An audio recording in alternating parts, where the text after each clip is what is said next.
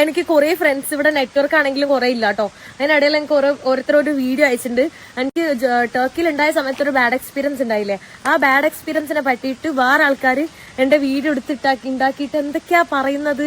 എനിക്കുണ്ടല്ലോ ഒന്നും പറയാനില്ല സീരിയസ്ലി. കാരണം 6 മാസം മുന്നേ ഉണ്ടായ ഏതോ ഹൊണ്ടുറാസിലെ ഏതോ വീഡിയോ ഒക്കെ അവർ എടുത്തിട്ടിട്ട് അതിനെപ്പറ്റി പറയുന്നത് എന്തോ പുതപ്പാരെന്റെ കാലിന് വലിക്കാണ് പോലും.